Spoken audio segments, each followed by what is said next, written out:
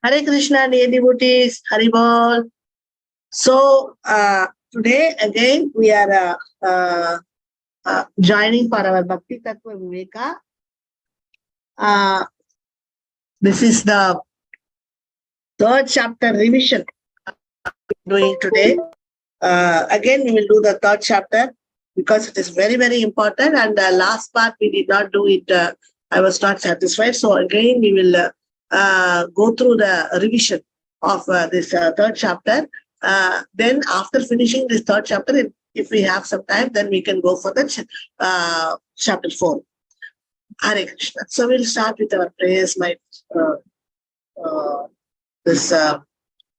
start with our chapter 3 only today, because this is a revision. After that, we will go for the chapter 4.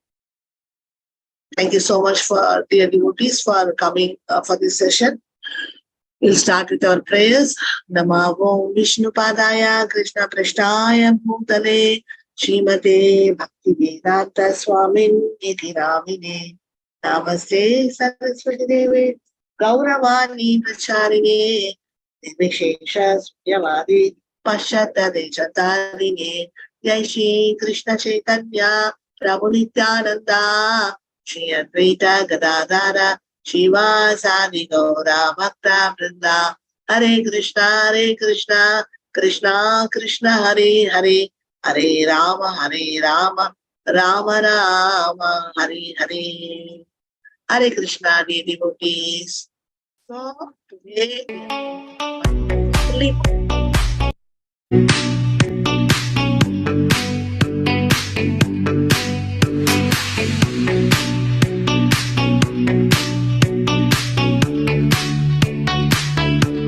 beautiful to live God.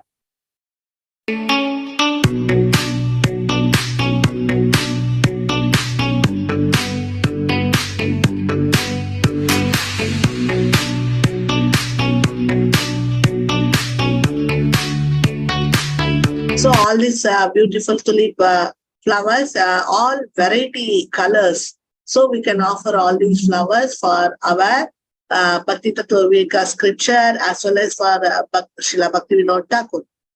Okay, so now we will get our Gaunita's special blessings by we will offer these beautiful roses and all other some white color roses, everything. So we can offer this for Gaunita, and then we will take the blessings.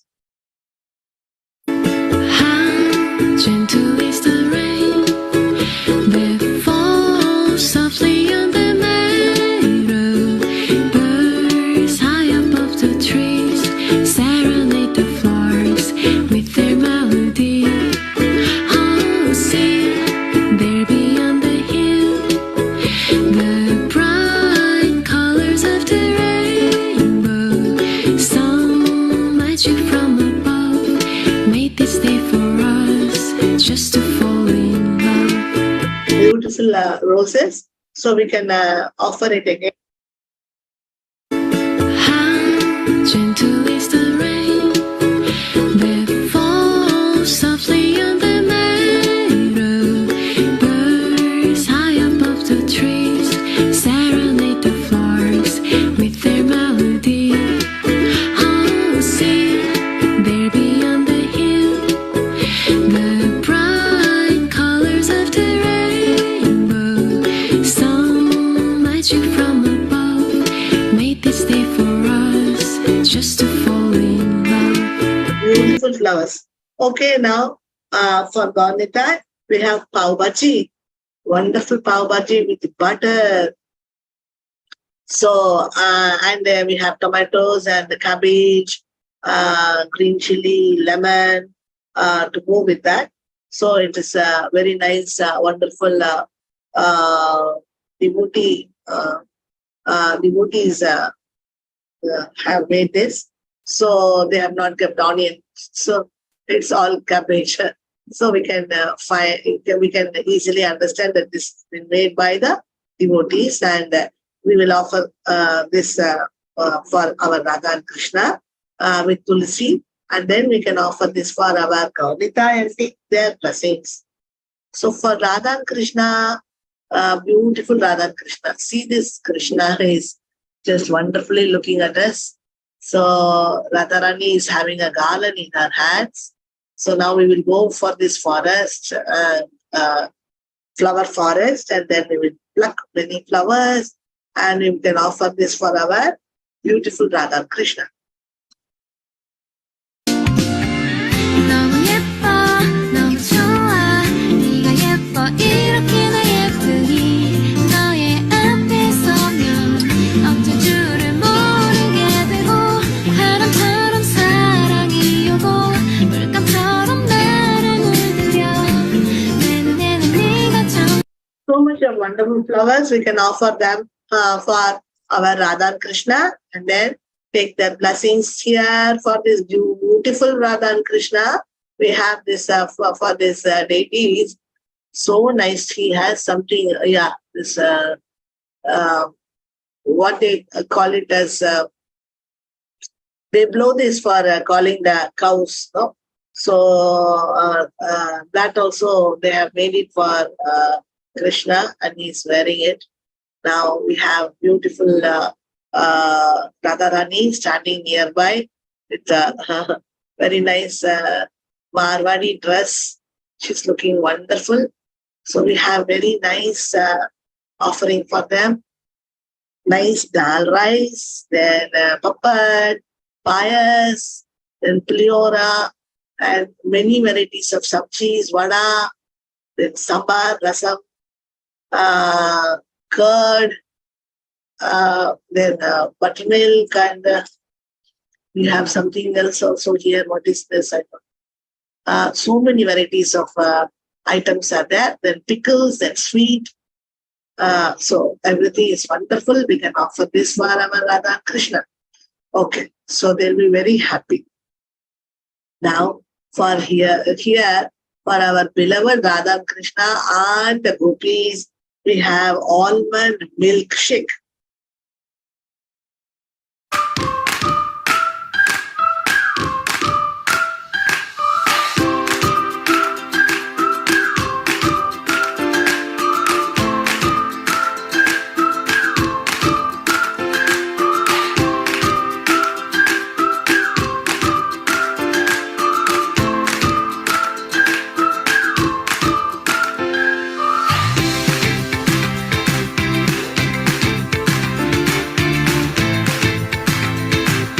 Wonderful.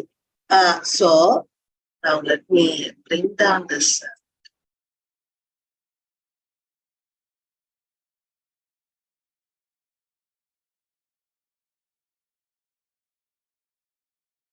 This is not touching that juice, no? So we can keep it inside. Now again we are going for the almond milkshake.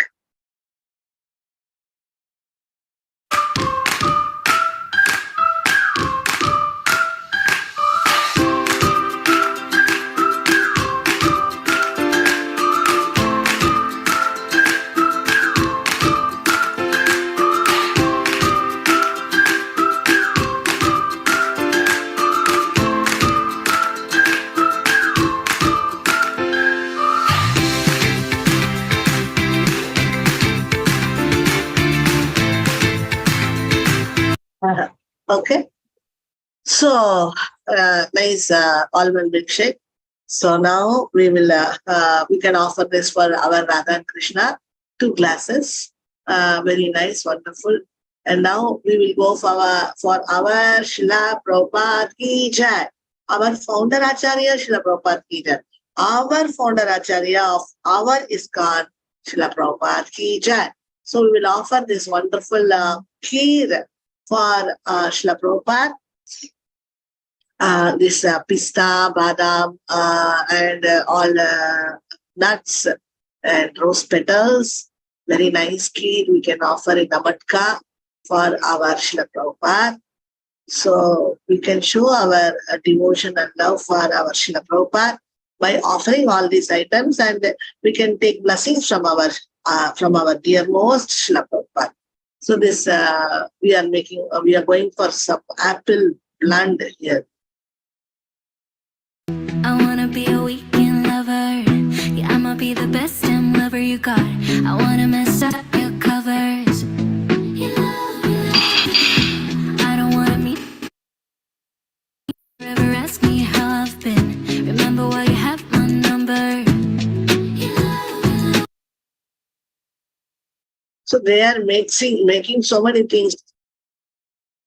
I wanna be a weekend lover. Yeah, I'ma be the best damn lover you got. I wanna mess up your covers. I don't wanna meet. Never ask me how I've been. Remember why you have my number.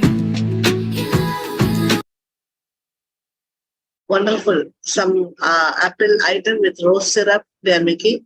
We can offer this for our dear Srila Prabhupada. Then for his lotus feet, we are going for this flower garden.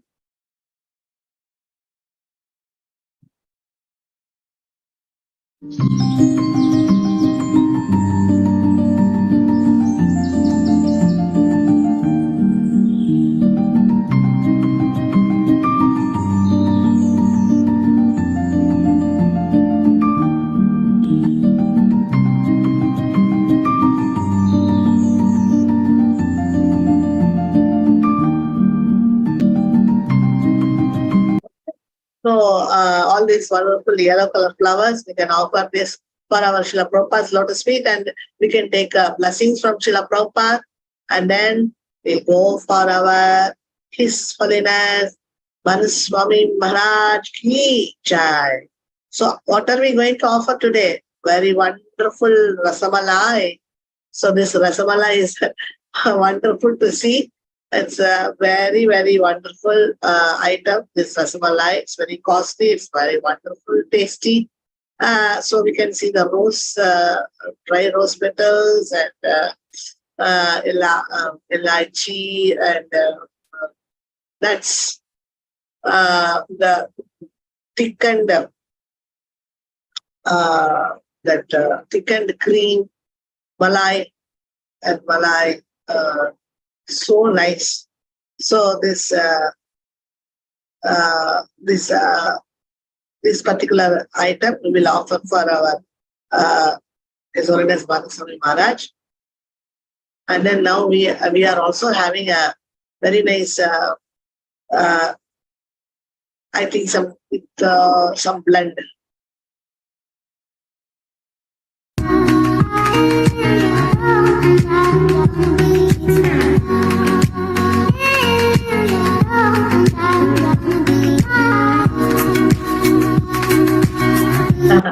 Very, very nice, very nice.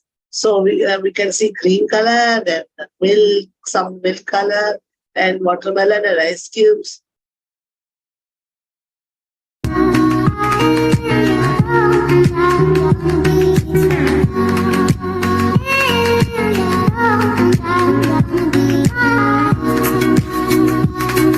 they have put yogurt and watermelon in the ice, and down they have put one kiwi, half kiwi. So this item also we will offer for Radha and Krishna, and then offer for our His Holiness Manaswami Maharaj. So this is for His Holiness Manaswami Maharaj lotus feet. We have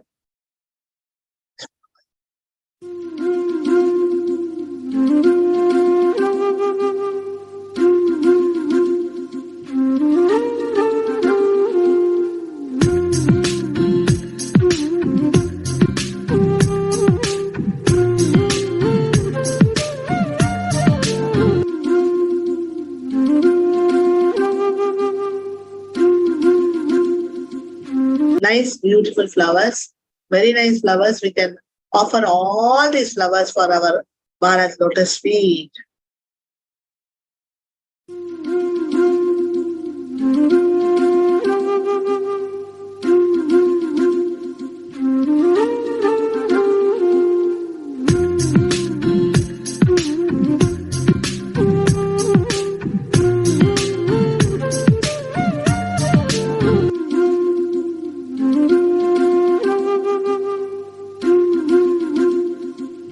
Nice, beautiful flowers, so many flowers. So we can offer this for our Maharaj lotus feet. And then now we are going for our revision. Third chapter revision. Okay. So this is very important class. This revision class is very important, more than the first class. This is second revision class is very important. So this is Sukha. We last previous day what we did, we were looking at this Sukha. What kind of Sukha we were seeing? There are three types of happiness, Sukha, and happiness from material things, happiness which the yogis are getting through the siddhis of yoga, then happiness which the karmis are getting by attaining Swarga. So many varieties of happinesses are there. So did you find out that we can get happiness by attaining Swarga? We can attain happiness by going to, by attaining some siddhis. And we can also get happiness, worldly happiness by becoming slaves for our senses. We can also get the worldly happiness. Happiness from Brahman realization. The happiness arising from separating oneself from matter and thinking oneself to become one with Brahman is a happiness of Brahman. Bhakti Ananda. So happiness from Brahman realization. So this is the Bhakti Ananda. That is Bhakti Ananda. The previous one, what we saw now, that is happiness which we arise from attaining siddhis, attaining Swarga, attaining the worldly happiness. All these are Bhakti Ananda. And then happiness which we get through Brahman realization or merging with Brahman, we get Bhakti Ananda. But happiness from the Lord is the happiness arising from constant obedience to the Lord. Constant obedience to the Lord. Full of all powers. It's called happiness related to the Lord. Bhakti Ananda. So the happiness arising from constant obedience to the Lord, full of all powers, is called happiness related to the Lord. Bhakti Ananda. Okay, so this is what is the happiness which we arrive with the relationship with the Lord. That is Bhakti Ananda. Always we are feeling constant obedience to the Lord. Did you find out those words? It's fantastic. The happiness arising from constant obedience to the Lord. Constantly, when we are obedient to the Lord, then only we will get such a kind of happiness which is unceasing. It's always there. So this is Bhakti Ananda. Okay.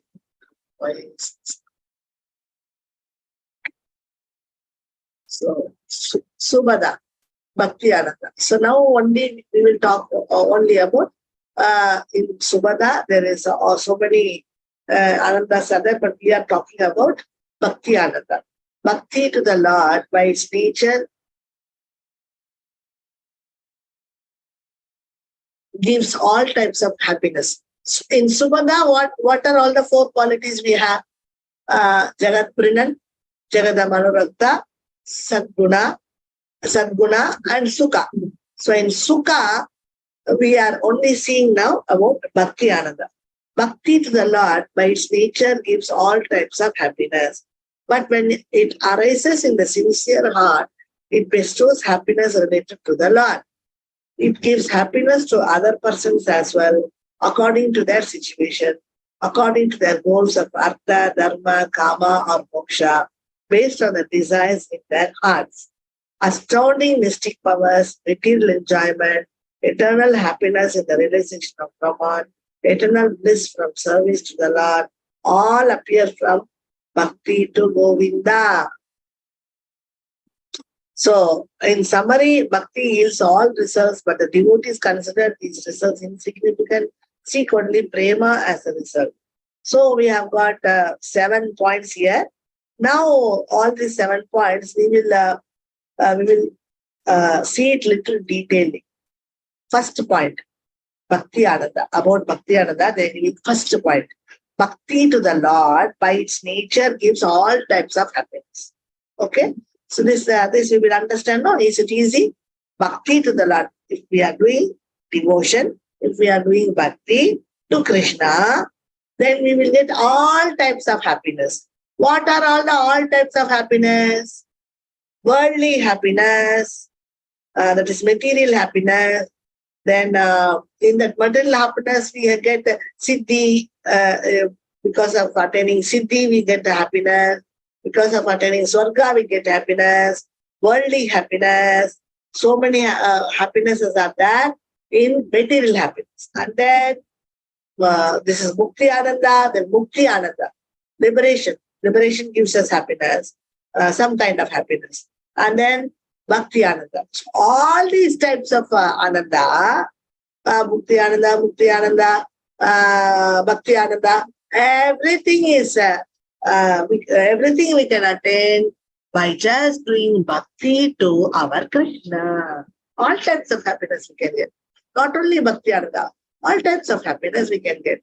But when it arises in the sincere heart, it bestows happiness related to the Lord. So, if it arises, but when it arises in the sincere heart here it means that it is arising in the heart of a devotee. So, when the devotee is feeling in a sincere heart, when he feels devotion for Krishna, then he is getting happiness. It gives happiness to other persons as well, according to their situation, according to their goals of artha, dharma, kama, or moksha, based on the desires in their hearts. Okay, so this Bhakti Ananda, if somebody is doing bhakti and mixing it with varnashrama or mixing it with karma, jnana, ashtanga yoga, anything, they can do anything, but they can mix also. But they do some little bhakti, then immediately they will get happiness. Whatever happiness they want to get by doing varnashrama, karma, jnana, ashtanga, anything. So they will get all that happiness, benefits, and end results of all these yogas because they have mixed some bhakti. Okay, fourth point. Astounding mystic powers, material enjoyment, eternal happiness in the realization of Brahman, eternal bliss from service to the Lord, all appear from bhakti to Govinda.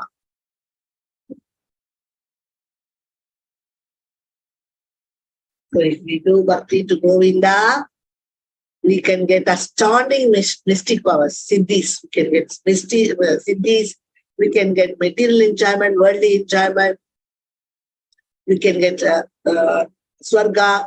That enjoyment also we can get. We can get eternal happiness of realization of Brahman. All, Mukti Ananda, Bhakti Ananda, everything, eternal bliss from service to the Lord. Service to the Lord is Bhakti Ananda. All appear from Bhakti to Govinda.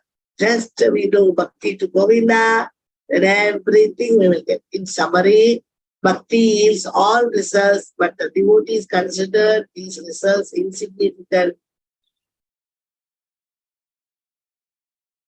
Seek only prema as the result. So even though in summary, Bhakti yields all the results, devotees, they don't want all these results. They want only prema as their result. How can I love Krishna? How can I do prema bhakti for Krishna? That's all their wishes. If jnana and karma do not take shelter of bhakti, they cannot give their promised results. If jnana and karma do not take shelter of bhakti, they cannot give their promised results. Okay? So if jnana and karma do not take shelter of bhakti, so if we want to get some result for jnana yoga, then at least little bit he has to take shelter of bhakti. At least he has to do little bhakti At least little bit bhakti he has to mix in his jnana yoga. then only he will be promised to get the result what he is supposed to get by doing Jnana Yoga. If he is not mixing any little bhakti, only he is doing Jnana Yoga, Jnana Yoga, Jnana Yoga, not even doing any little bhakti, then he will never ever get the result of Jnana Yoga. Only when he is mixing some bhakti, then only he will get some result out of his Jnana Yoga, practicing Jnana Yoga or Karma Yoga. Thus, except for bhakti, happiness cannot arise for the jiva in any condition or qualification. Thus, except for bhakti. So, except for bhakti, happiness cannot arise for the jiva in any condition or qualification. So, if we are not doing bhakti, happiness can never come to jiva in any condition or any qualification. Even though we got any qualification, even though we are in any condition, still, if we are not doing bhakti, the jiva will never ever be happy. What is bhakti? Huh? Bhakti means, what is bhakti? Yoga. Connecting. Yoga means connecting. Bhakti means loving Krishna, getting connected with Krishna. That is bhakti. So unless we love Krishna, we can never ever become happy. It is an example Maharaj gave, which is wonderful example, and if you hear it, you will also never forget it, just like me. So this example is Maharaj told that the hand, it is attached to our body. But one day the hand thought, why should I feed this body? Or why should I give food for this body? Let me cut off from this body, because the hand is thinking, I can cut off from the body and I can do myself work, because I am hand, I can work and I can cook and I can eat. I can eat myself. Why should I do everything and then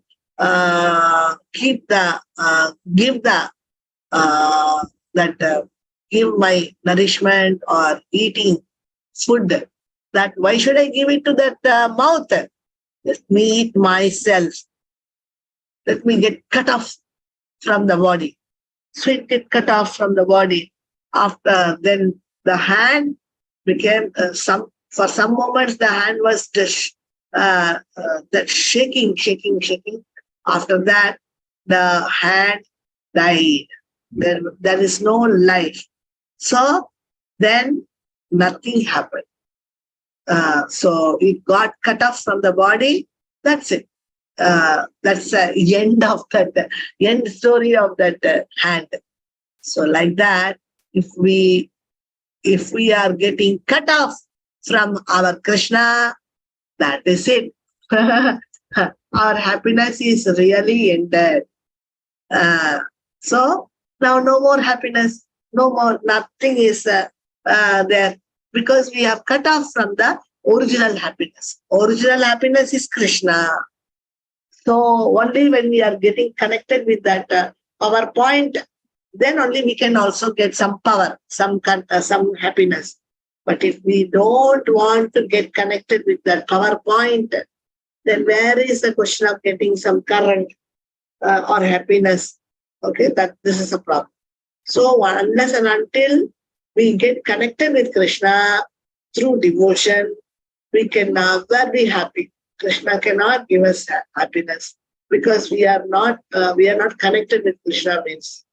So if we are connected with Krishna, we can become happy. Nice, no? Nice example, Maharaj here. We can never forget this example. Moksha Lagruta Kruti. Bhakti by its nature derives liberation. This is the third quality. When bhakti arises, even a little artha, dharma, kama, and even moksha become insignificant. So bhakti arises even a little. even a little bhakti comes, then also that person is thinking, why to do unnecessarily the time waste of doing this varnashrama duties and all other things. So he's even though if he's doing a little bhakti also, he feels that varnashrama dharma itself is insignificant. And then what to speak of other things? All the cities headed by liberation and all astounding material pleasures follow after the great goddesses called Hari Bhakti, like fearful maid servants. So Hari Bhakti is a great goddess. She is a Bhakti Devi. Hari Bhakti is the Bhakti Devi. So following after that Bhakti Devi, that queen, Bhakti Devi, all the maid servants are fearfully just following after her. So this Mukti Devi, then Siddhi Devi, then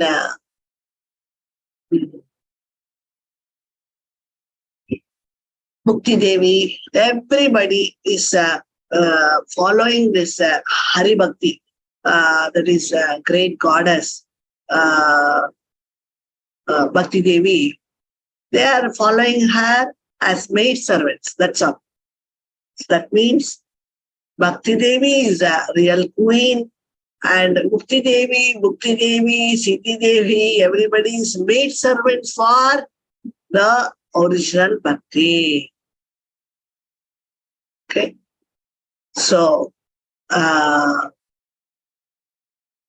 when even a little attraction for the Lord grows in the heart, so little attraction, even if we get little attraction for Krishna, then the four objects of human attainment, artha, dharma, kama, and moksha, become like grass, shameful to appear before bhakti.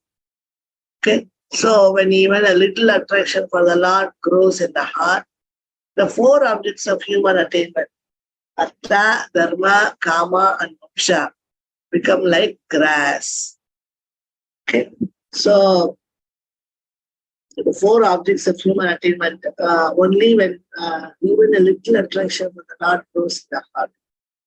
So even a little attraction is there for the Lord in our heart, then we will not have attachment. The four objects of human attainment, artha, dharma, kama, moksha, becomes like grass. It's like a grass, very simple to appear before Bhakti. It feels very bad to come in front of Bhakti Devi. What is that? Varnashrama Dharma feels very shameful to appear before Bhakti. Okay, now Shalabhutakati is finished.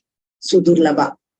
If undertaken in Bhakti is there, and it's difficult to attain in two ways.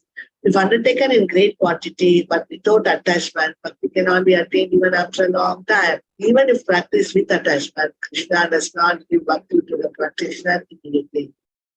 So if undertaken in great quantity but without attachment, Bhakti cannot be attained even after a long time. So when we get that attachment also, Bhakti cannot be attained even after a long time. Even if we come to attachment, but without attachment, without ashakti, attachment means you have to put that word ashakti. Cannot be attained even after a long time. Even if practiced with attachment, Krishna does not give Bhakti to the practitioner immediately. Even if practiced with attachment, Krishna does not give Bhakti to the practitioner immediately. Even if practiced with attachment, even if we are practicing with ashakti, then also Krishna does not give Bhakti to the practitioner immediately. Does not give Bhakti to the practitioner immediately. The word ashangi refers to performing worship with great skill. Without great skill, one cannot attain Bhakti. The word ashangi refers to performing worship with great skill. So we have to perform worship with great skill. Without great skill, one cannot attain bhakti. What is a great skill? If one performs actions with great skill for a long time, so that great skill we have to apply and we have to practice for a long time. That is second point. What is a great skill? Pure bhakti, nishtha, ruchi, anashakti status. This is the great skill. Okay. So then offenses to the name and Vaishnavas disappear. So slowly, when we go from nishtha, ruchi, and anashakti, then offenses to the name and Vaishnavas disappear. Till then, this Vaishnava, that offenses to the name and Vaishnavas will be there. How? Because only in Ashakti stage, everything is, all offenses will go away and we can go for Bhava. So in Bhava Bhakti, no offense. Anardas, no anardas, and maximum offense finished. At that time, by the mercy of devotees, pure bhakti with knowledge of Swarupa appears.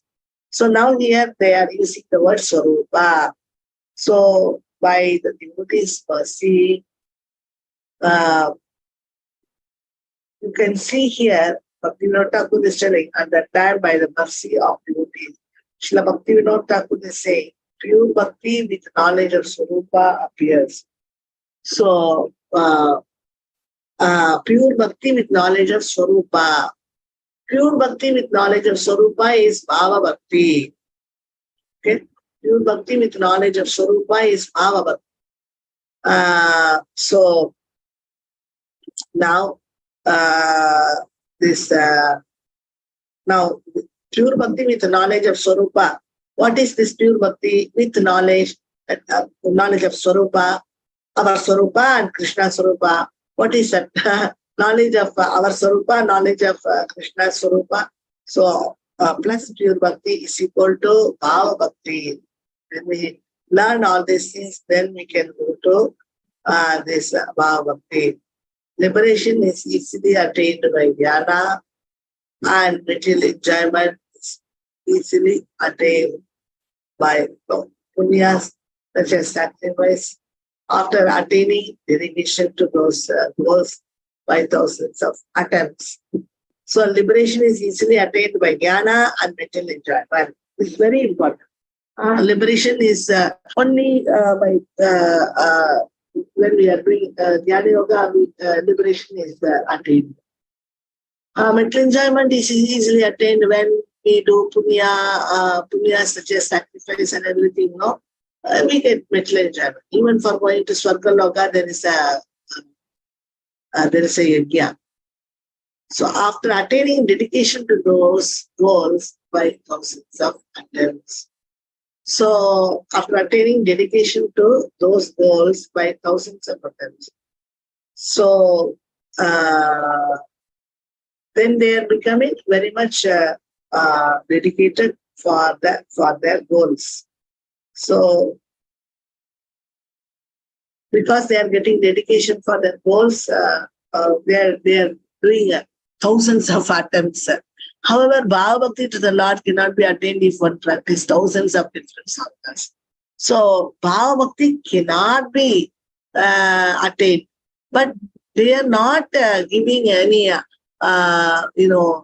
discouraging us, or they are taking away our hopes, or nothing like that actually. So this statement is not for the pure devotees or for the Nishtha devotees. This stage is for the lesser devotees. It's not for non-devotees also. So Bhava Bhakti to the Lord cannot be attained even if one practices thousands of different sadhanas. So we may do Varnashrama Dharma, we may do Karma Yoga, Jnana Yoga, mixed with Bhakti. So the Karma Misra Bhakti, Bhakti Misra Karma, so many things are there. Bhakti Misra Jnana, Yoga Misra Jnana. So all these things are there. So Bhakti to the Lord cannot be attained even if one practices thousands of different sadhanas. So even if we go through different sadhanas also, we cannot attain that Bhakti. It's very difficult because Ashakti will not appear. And only after Ashakti then will come Bhava, isn't it? So when Ashakti itself is not coming in the heart, where is the question of Bhava? That is their question. So they are wanting something. For anything and everything, we pay some money and get it. So like that is for any activity, this is the same thing. So in Bhakti, the devotee's feelings are very, very wonderful. He's not trying to do different sadhanas. He wants to do Bhakti. That's all. So Bhagavata mentions that Bhakti, Ishta Bhakti or Suddha Bhakti is not easily attained. Okay. So Bhagavata mentions that Bhakti is not easily attained. Bhakti is not easily attained means what? What kind of Bhakti? Ishta Bhakti or Suddha Bhakti? That is very difficult to attain. Great skill. Suddha Bhakti in the sadhana is equal to Nishtha, Ruchi, Ashakti status. So, what does that great skill mean?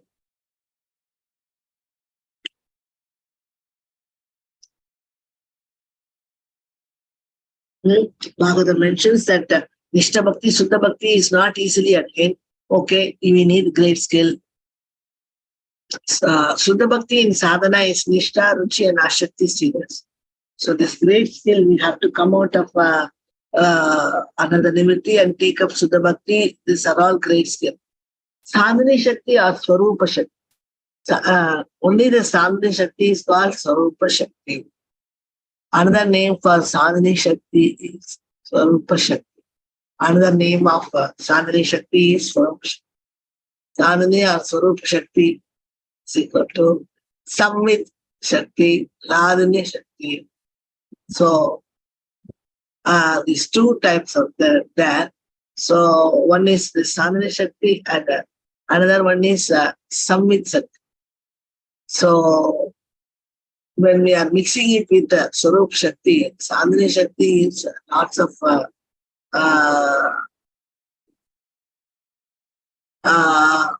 what to say?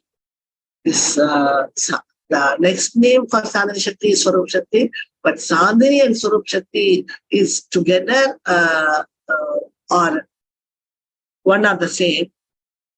It is a combination of Samvit Shakti and Hladini Shakti. Samvit is Balaram and Hladini is Shrimati Radharani. So with both of their help, we can do wonders. So, Jiva Goswami gives the following meaning after Ashakti stage. After Ashakti stage, Bhava will come. This page is very, very important. You can note it down. It is very, very important. Unless and until we are not going to take up this in our soul level, how are we going to practice this? But even though one executes Suddha Sadhana Bhakti, somebody is telling, okay, even though one exists Suddha Sadhana Bhakti, he's a pure devotee. In Sanskrit, we call him as Shuddha Bhakta. So he's performing Shuddha Bhakti with Nishtha, Ruchi, and also attained attachment or Ashakti stage. Still, unless and until the time that one produces intense Ashakti, deep attachment, that Bhakti, the Lord does not give Bhakti. So this is the case. That Bhakti, the Lord does not give Bhakti. Okay. So this intense Ashakti is a very, very important point. deep attachment. It's very, very important, these words are. Okay, so that's one may take support of the 9 types of bhakti during sadhana and worship the Lord, but the Lord does not give that person pure bhakti until he develops deep attraction. Ashakti for rati with knowledge of his pure swarupa. Bhava bhakti, which is the goal of sadhana bhakti. So while the devotee is doing sadhana bhakti, why Krishna is not giving bhava bhakti soon? So it is actually this pure swarupa, the bhava with pure swarupa, rati with knowledge is the swarupa. In that bhava bhakti, we get all this, which is the goal of sadhana bhakti. So this deep attachment or attachment about Ashakti is very, very important one. So we have to somehow learn this. This page is very important. Intense Ashakti, intense Ashakti. 2 times Maharaj is used. In the morning,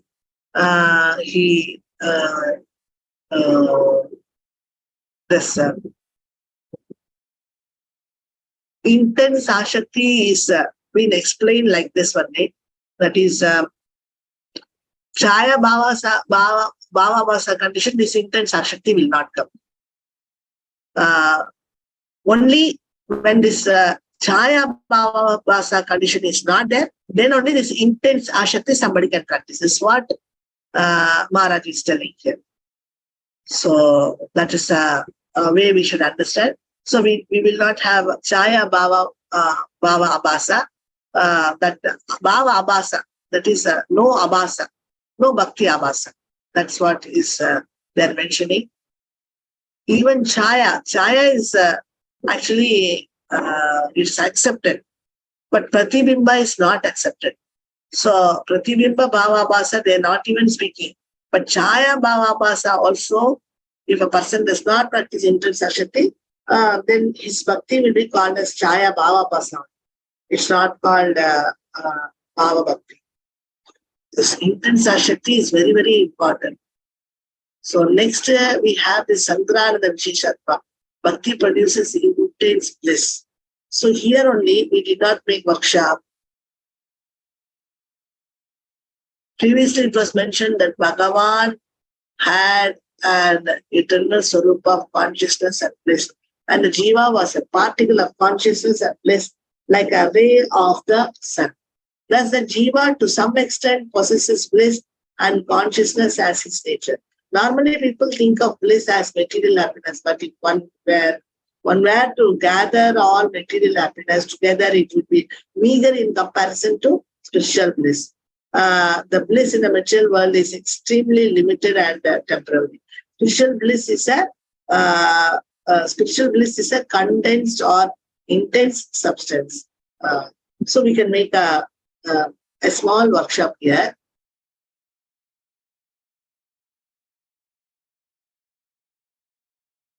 Sandrananda Visheshatva. Previously it was mentioned.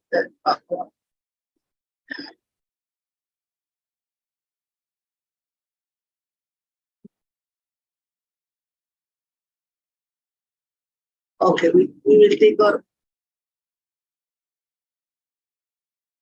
Bhakti produces intense bliss. Okay, how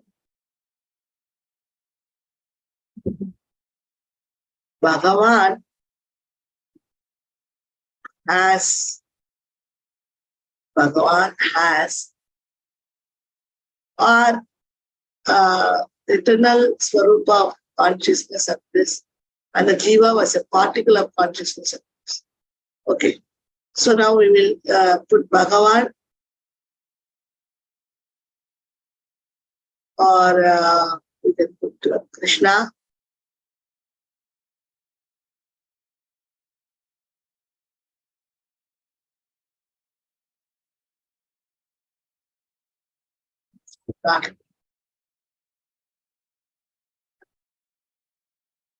Bhagavan.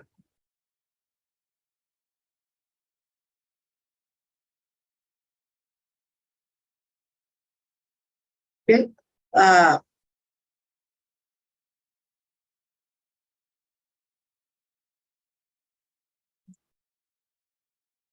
Vibhu equal to Vibhu. Krishna is Vibhu. Jiva is Anu.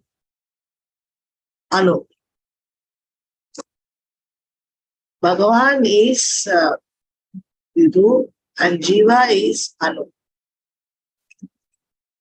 This point we have to note. This is what they are telling here. Okay. Now, Bhagavan is equal to Vibhu. So, what is happening? Vibhu will have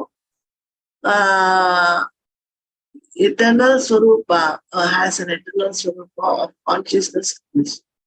His bliss is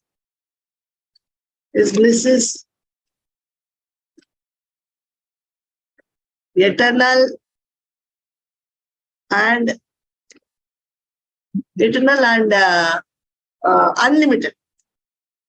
unlimited. Krishna's Bhagavan, Bhagavan's bliss is unlimited, eternal and unlimited. Jiva's bliss, because he is also Anu of Bhagavan, he is also having bliss, but Anu bliss, like a ray of sun. Got the point? And he was particle of consciousness at this. So because the Jiva is a particle or part, is a particle, a small particle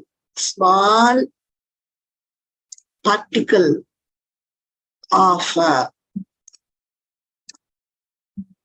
Krishna.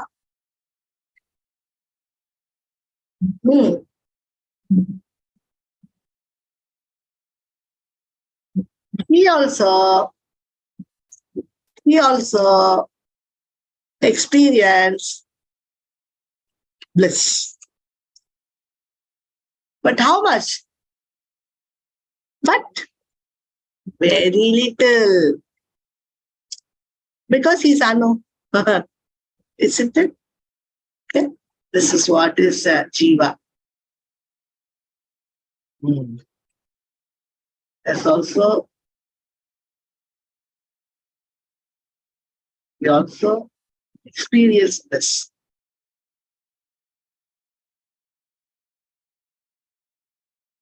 But very little bliss.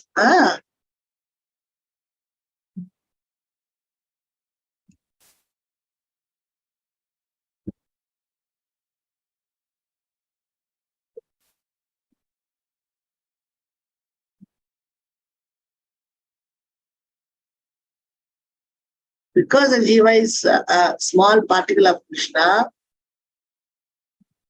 he can also experience. We also can experience.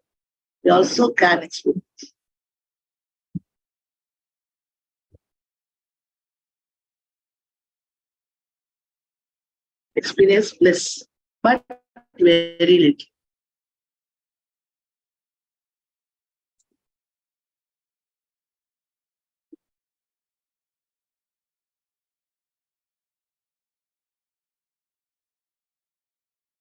So this is what they are trying to say in these first two lines. Like a ray of sun. This is very important. Like a ray of sun. Like a ray of sun. But very little. Like a ray of sun.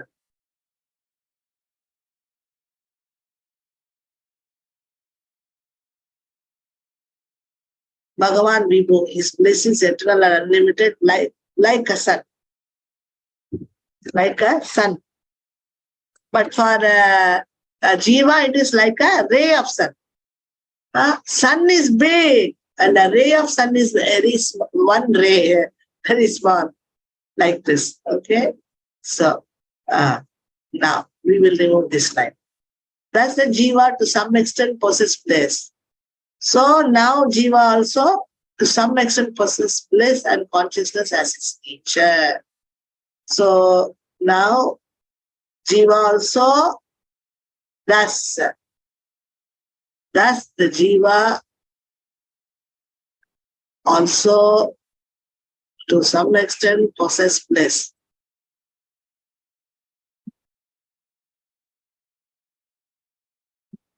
Thus the Jiva also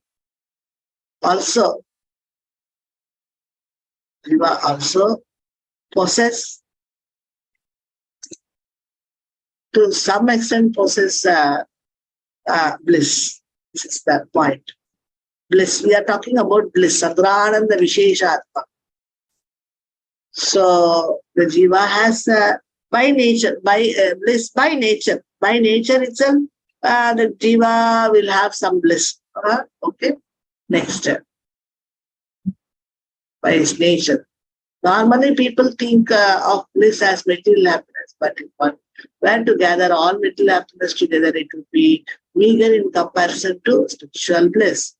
So the bliss in the material world is extremely limited and temporary. Spiritual bliss is a condensed or intense bliss.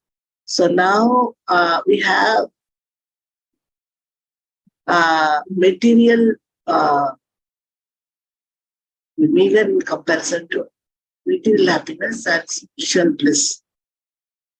What is the difference between material? You can write. You can write here. What is the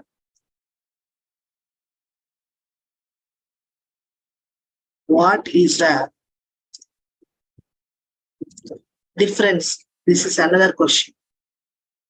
Difference between what is the difference between material happiness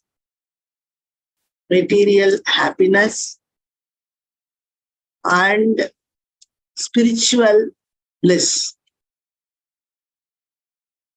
Spiritual bliss. So that's what is given here. This is the question.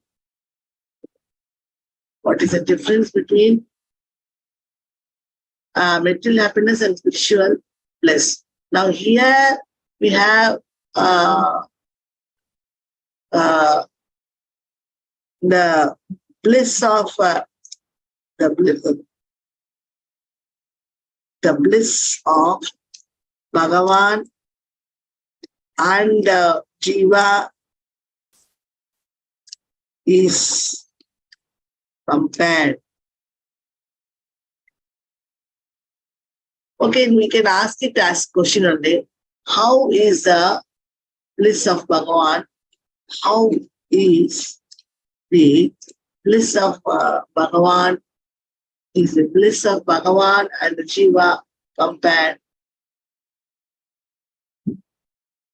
And how is the bliss of Bhagavan and the Jiva are compared? So this is what first question which we got this answer. This is the second question. This also we will answer. What is the difference between material happiness and spiritual bliss?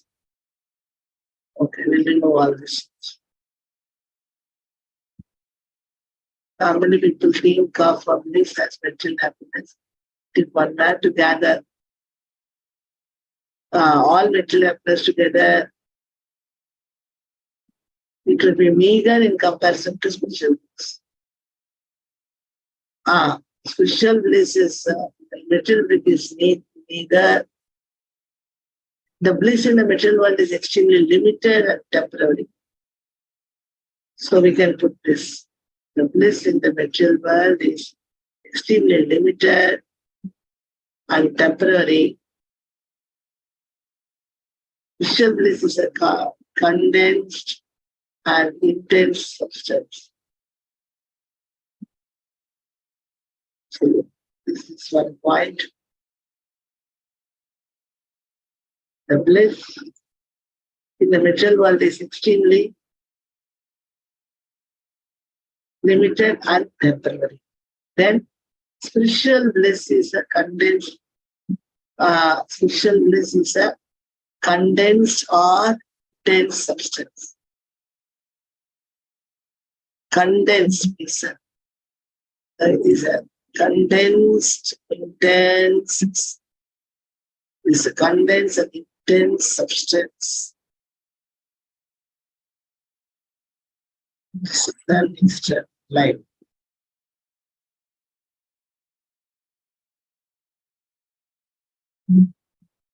So,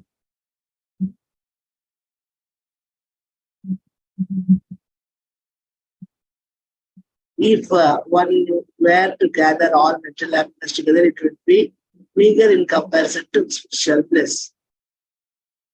This is the first point that was covered here. So now we are going to remove everything and we can bring this points here. Okay. So now this is if this is one point A, point A.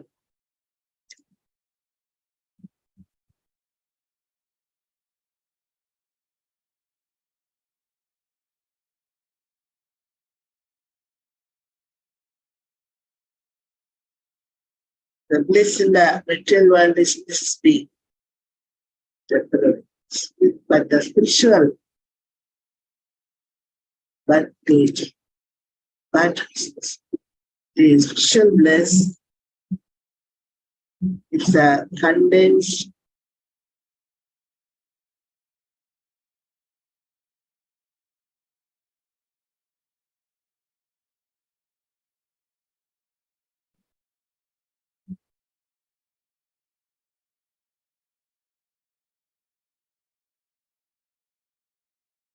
okay. So now Bhakti produces intense bliss. So in this way, what they, because Bhagavan is completely blissful, Sachidananda, Vigraha, Krishna.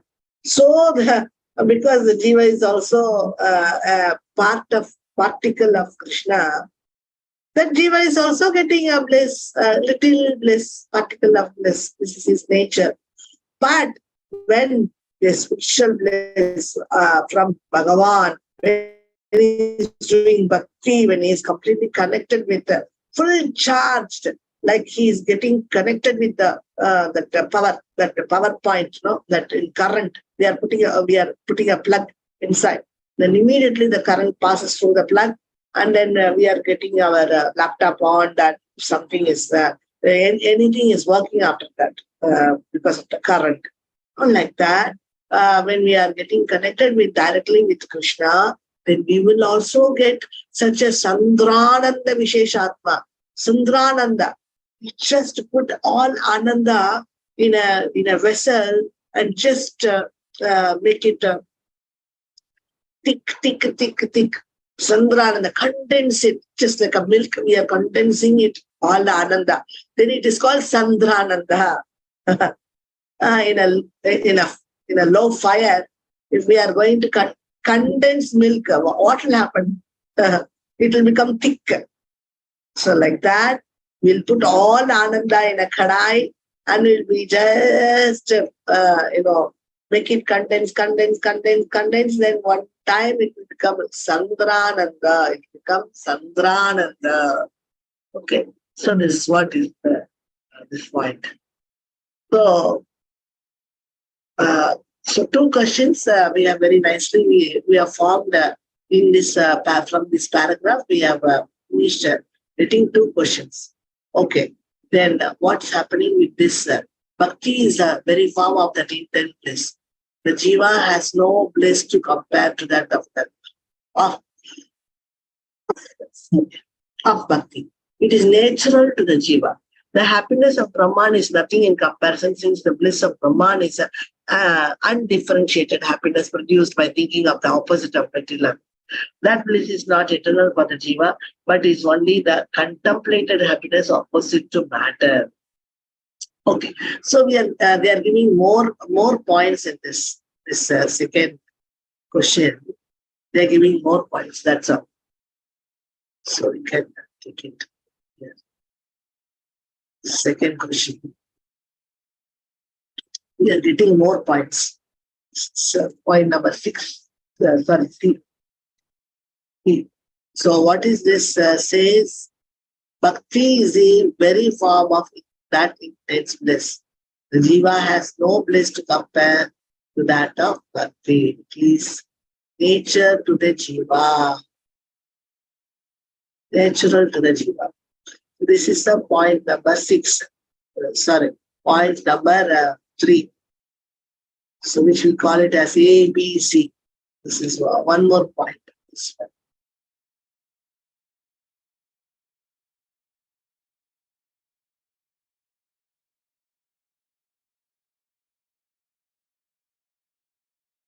Bhakti is a very form of the intense bliss. So this intense bliss itself is Bhakti. Bhakti's form itself is intense bliss itself. Satchidananda Vigraha, Krishna. So like that, Bhakti to Krishna is also Satchidananda Vigraha. Satchidananda, this is Bhakti is also Satchidananda. That's why they say this. Bhakti is also the same form as the intense bliss, Ananda form. Satchidananda Vigraha. Ananda Vigraha.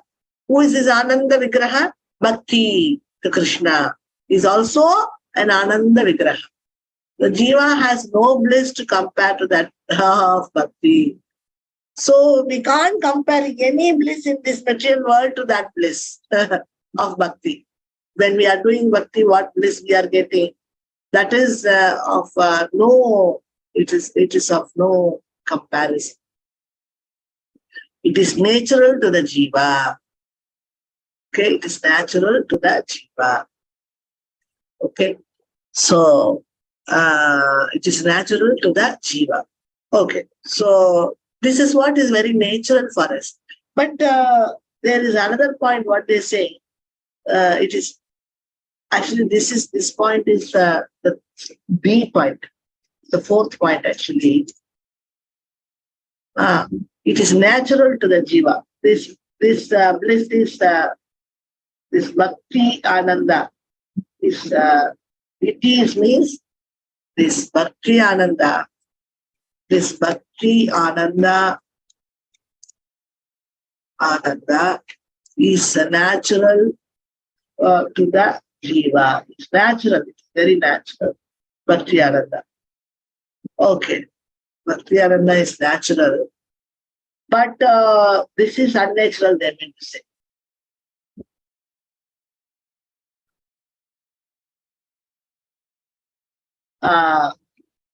That bliss opposite to matter, contemplated. But the bliss, but contemplated bliss, contemplated not but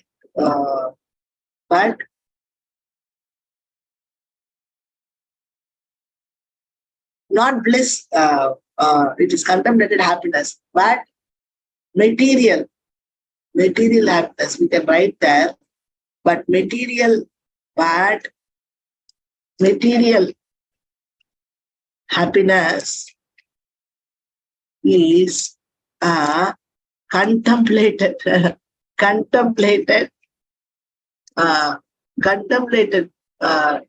happiness. Contemplated happiness, not the real bliss.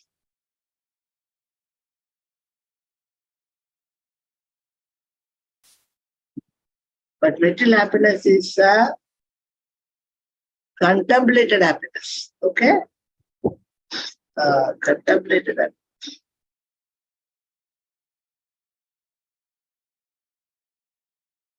So this is one more point.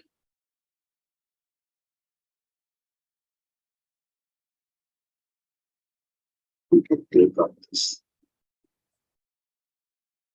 Bhakti produces intention.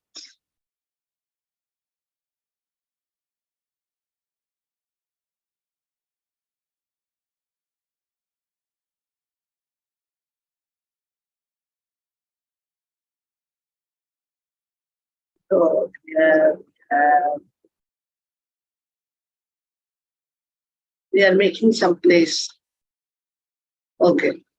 Now, next, what else we are saying? One more point I give.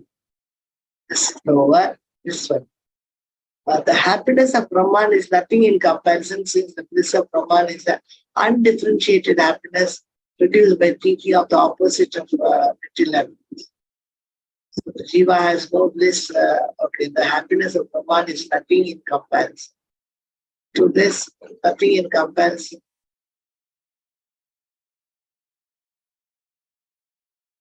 So this is the key point.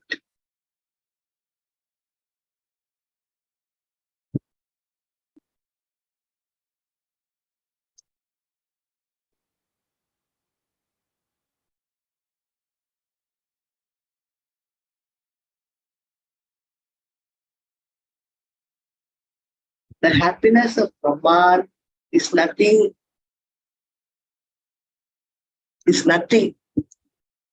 when it the happiness of Brahman is nothing in comparison to Bhakti Ananda.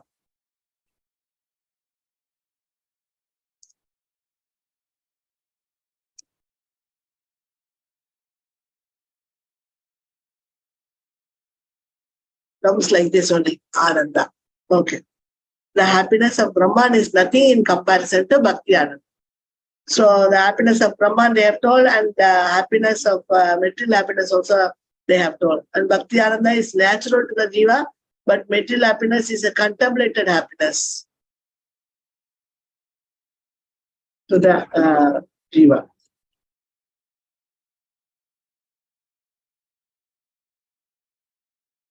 But material happiness is a contemplated happiness in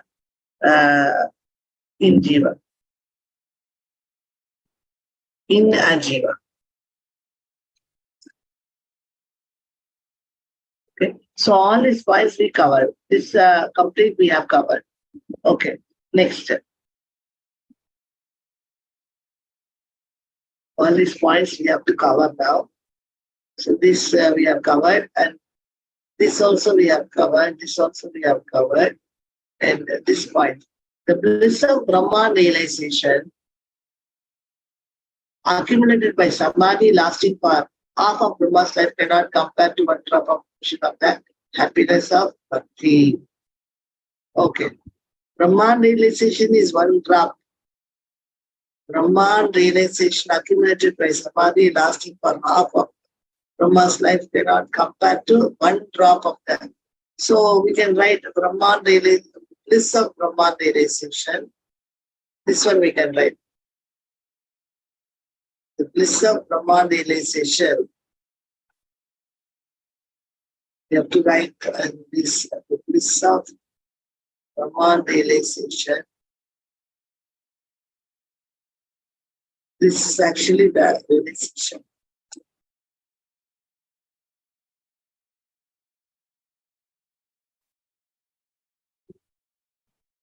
The bliss of Brahman realization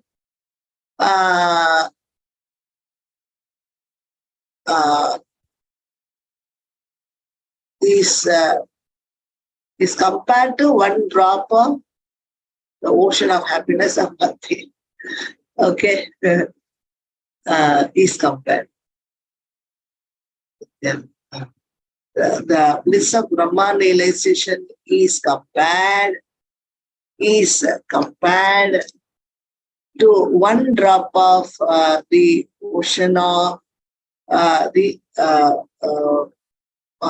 happiness of Bhakti. Okay, so we have got all the this page fully we have got. Now what do we do? We just line spacing.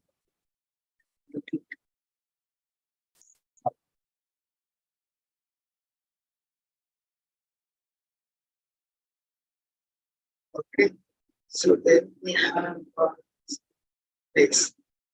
Then The meaning is that no matter how much the bliss of Brahman is in this, it can never compare with the bliss in the Jiva Swarupa. The bliss of the Jiva Swarupa is natural.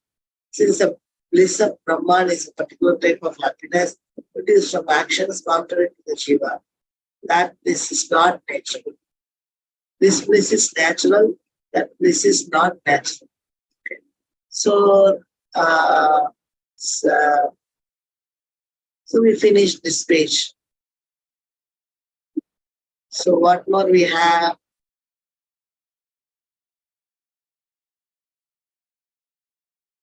Okay. So we have done this. Next is finish this. Oh Guru of the Universe. Okay, all these statements. Okay. Personal Brahman is insignificant as a water in the hoof print of a cow. So this is also given in the Haribhakti Sutrodaya. And then we will go, this page is finished now. Chandrananda Visheshatma is finished now. Now we have to go to this Krishna Akarshan. It's the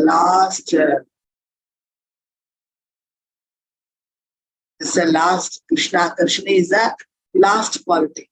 So we did not do a workshop yesterday for this. So that also we will finish doing today.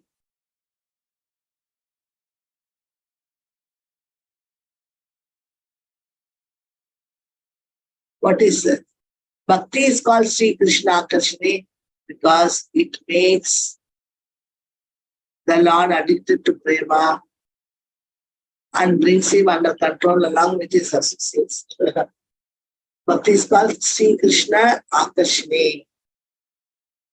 So a jiva can do bhakti and it can attract Krishna, Sri Krishna, because it makes a Lord addicted to prema. Because it makes a Lord addicted to prema.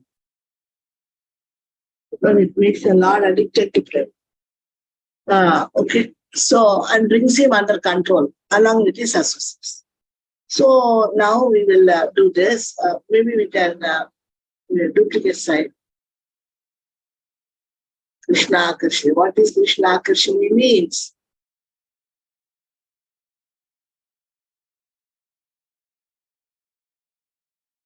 Krishna Akarshani. Bhakti attracts Krishna.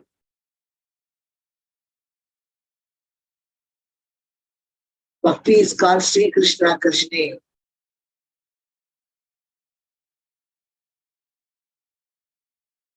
Because it makes a Lord addicted to prema. And brings him under control along with his associates. Bhakti is called Sri Krishna Akarshani.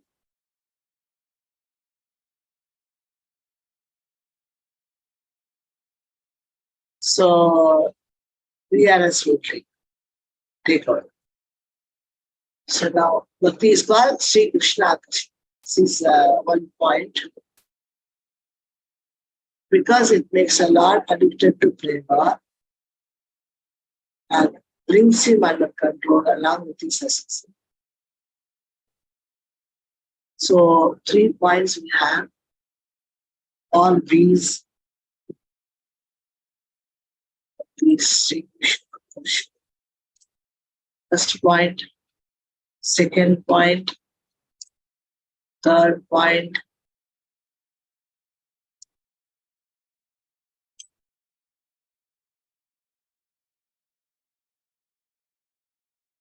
Now, so we finish this. Now we'll go here.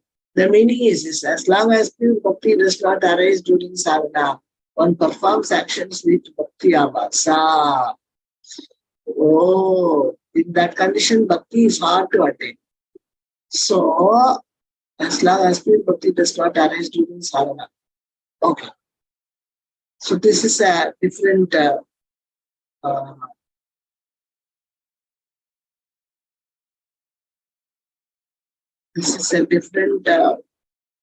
subject. Not that same subject only, but there is That is different from this, is different from this. So we can make a new page. This has got lots meaning. The meaning and all we will go to this page.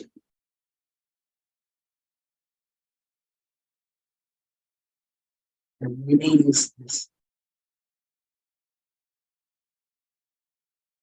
As long as pure bhakti does not arise during sadhana, one performs actions with bhakti abhasa. So first of all, we'll take this. That means what? As long as pure bhakti does not arise. So that means if we don't attain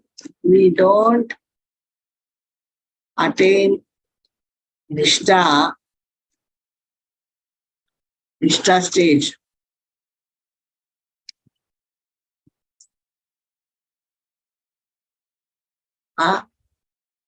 one a devotee will be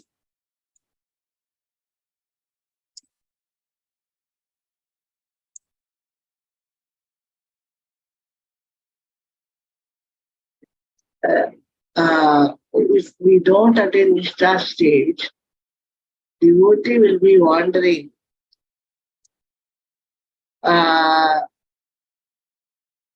with with bhakti abhasa. Bhakti abhasa. Abhasa bhakti. We don't attain nishtha stage, a devotee will be one will be wandering with bhakti abhasa. We can take one because he's only a Kanishka devotee. One will be wandering with bhakti abhasa. Okay. So next, point number 1. Point number 2. That condition bhakti is hard to attain. That condition bhakti is hard to attain. When pure bhakti arises during sadhana, the actions of bhakti take on beauty. The realization of the jiva's siddha swarupa, the last siddha swarupa becomes prominent among the various beauties that in the bhakti great attachment with longing arises. With longingness, attachment, ashakti is with longingness also. That longingness we cannot find much in Kushi stage. But ashakti stage we can see that longingness. Okay. This is the third point. That case, bhakti is very rare, hard to attain.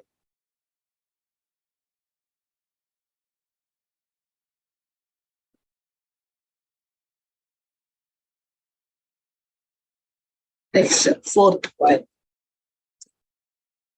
When pure bhakti arises during sadhana, when pure bhakti arises, sadhana, the actions of bhakti take on beauty. The realization of the jiva siddha swarupa, the Lord siddha swarupa, becomes prominent among the various beauties. That bhakti in the great attachment with love arises. Okay. So here Maharaj is telling that realization of jiva siddha swarupa and the last siddha swarupa becomes prominent among the beauties. So here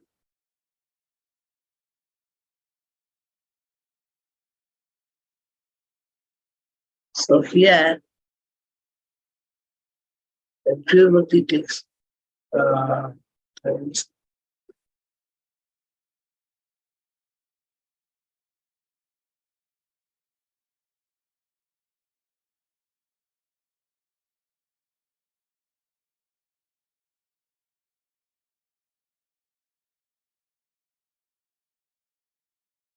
realization of the jiva siddha swarupa and the Lord siddha swarupa becomes prominent among the various beauties.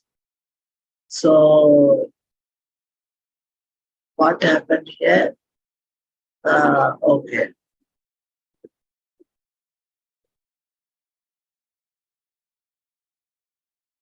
Realization of the Jiva's Siddha Swarupa and the Lord's Siddha Swarupa. Two things become prominent among the various Buddhists. Becomes prominent with the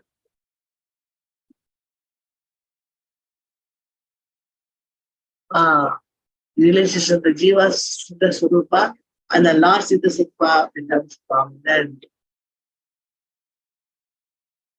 This both the realization will happen.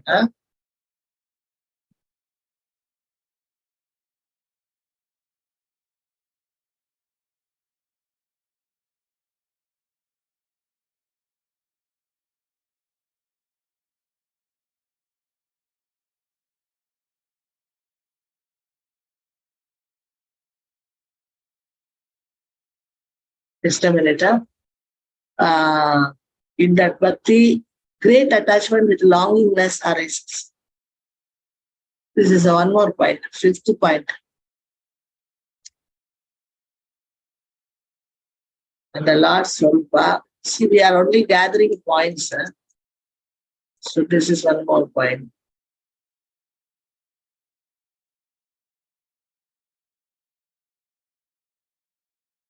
In Bhava Bhakti, we realize about,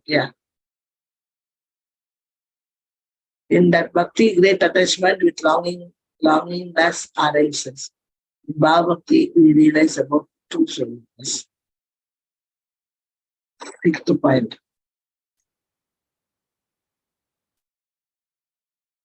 So these are the points here.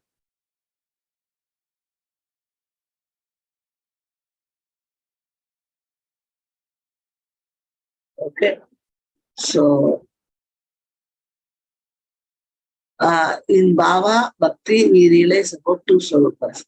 Realization of Jiva's sins, the realization of Lord's sins. So this is all Bhakti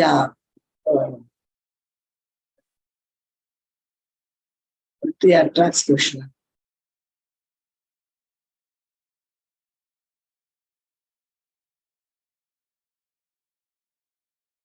Okay. So we finished here. Now one more page is there. 1, 2, 3. 3 more pages are there for revision. When that state of practice arrives, pure sadhana bhakti transforms into rati or bhava bhakti and finally prema. In bhava condition, the bhakti attracts Krishna with his associates, but in prema, bhakti makes the devotee enjoy the highest rasa as a participant in Krishna's pastimes. This topic will be explained in detail later. So we have we have done this page, done this that day. Yes, yesterday we have already done this. Make a new workshop.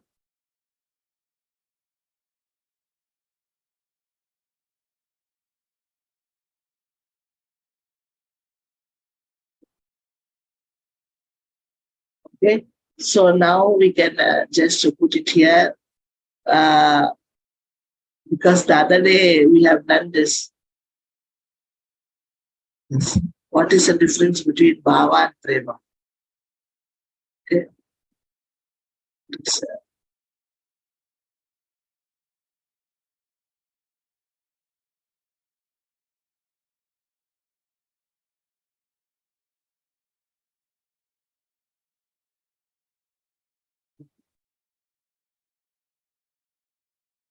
So we have got 2 points. What is the difference between bhava and prema?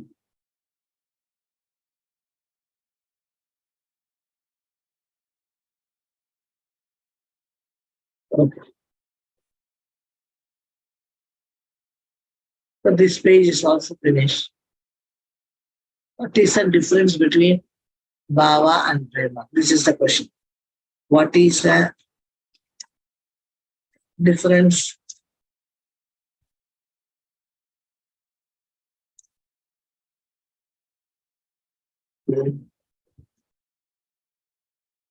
Bhava and Prema.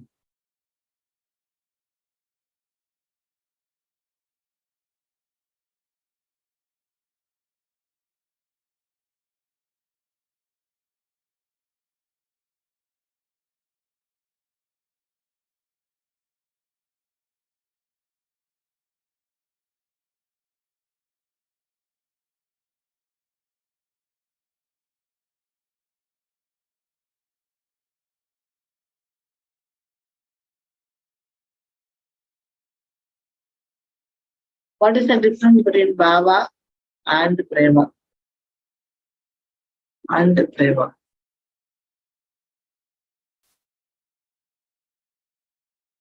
What is the difference? Bhava and Prema. In Bhava condition, the Bhakti attracts Krishna. This is another question. Then in Prema condition, Bhakti makes Bhava condition and Prema condition.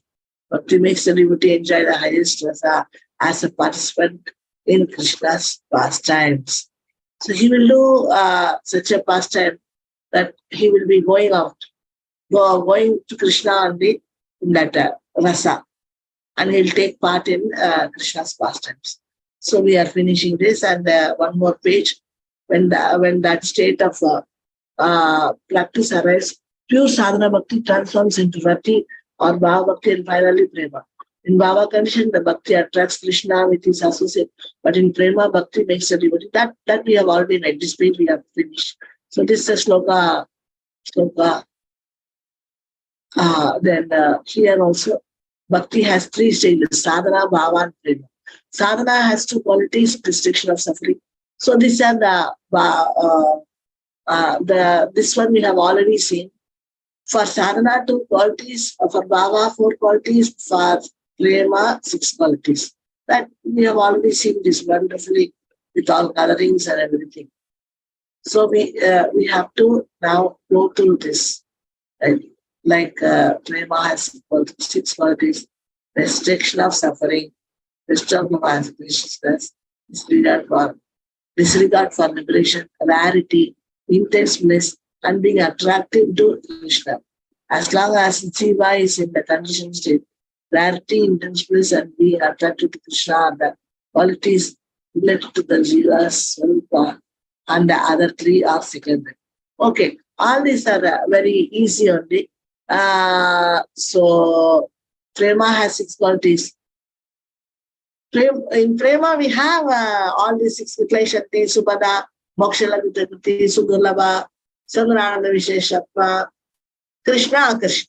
So, only in Prema, we have all the 6 qualities. You can write here. Only in Prema Bhakti.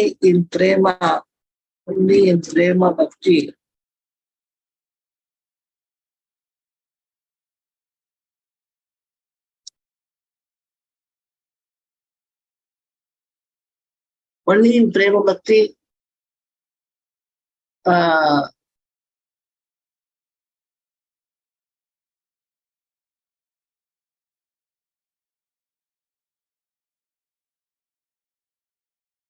okay, only in Prema Bhakti there are all the 6 qualities.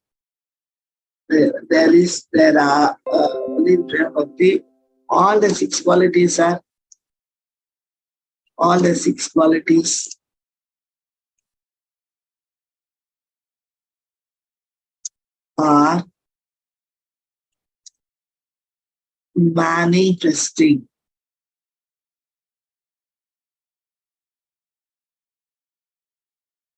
the 6 qualities are manifesting. Okay. Next, as long as the jiva is in a condition check, rarity, intense bliss, and being attracted to Krishna, all the qualities related to the jiva swarupa, and the other 3 are secondary. Okay. Next page. When the jiva is in a liberated state, bhakti takes the form of pure bliss and eternal service between the jiva and Krishna. Liberation which destroys the coverings of the jiva is attained by bhakti alone. Bhakti Abhasa. Liberation is one ordinary servant among many servants of Bhakti Devi. How can she decide to be equivalent to Bhakti Devi? So liberation is one ordinary servant. They have told this. Liberation is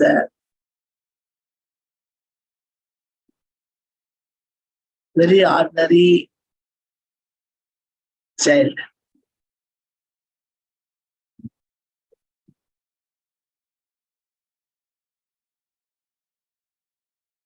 Okay, so ordinary servant among many servants of Bhakti Devi. Liberation is one day in Premurti all manifested. Manifesting liberation. In what? In a perfect. In a perfect. Next. This is the ordinary servant among many servants. Other processes are all other process.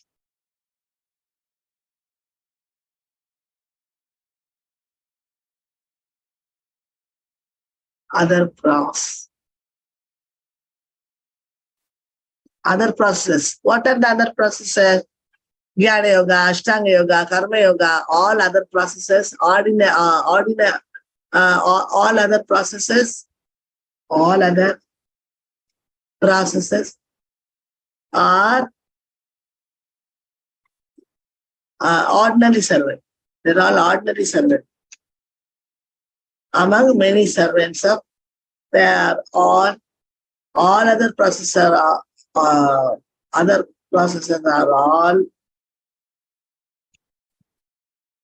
ordinary servant among many servants of Bhakti Devi. Okay, liberation is one among them. Liberation is one ordinary servant.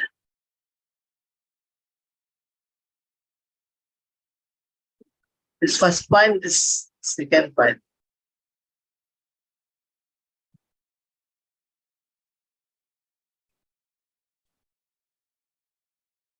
One in Prema Bhakti, all the six qualities are manifested. Okay. So, what are the six qualities? All other processes are ordinary servant among many servants of Bhakti Devi. B.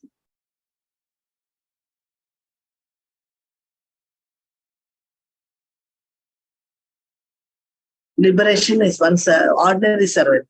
Next, they are saying liberation is ordinary servant.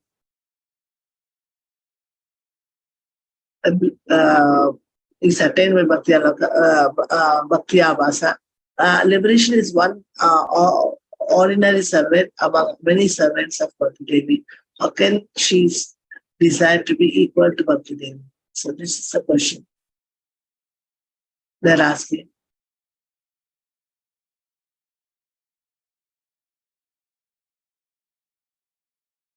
So liberation is also an ordinary servant that we know. Our last what they said, last line, last liberation is one ordinary servant, which destroys the coverings of the Jiva, is attained by Bhakti Abhasa. Liberation which destroys the coverings. Okay, when the Jiva is in liberated state, Bhakti takes the form of pure bliss and eternal service between the Jiva and Krishna. So I think this is the important one. That's all. We have finished. We have to only come here. Just only one portion. I just keep it like this.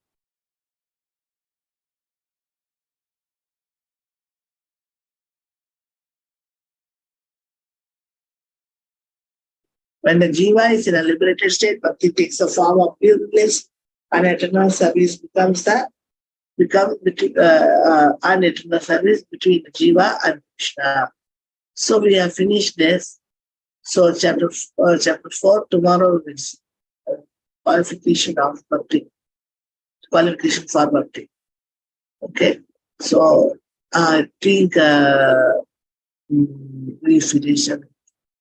But only thing we have to go through the notes, very important, because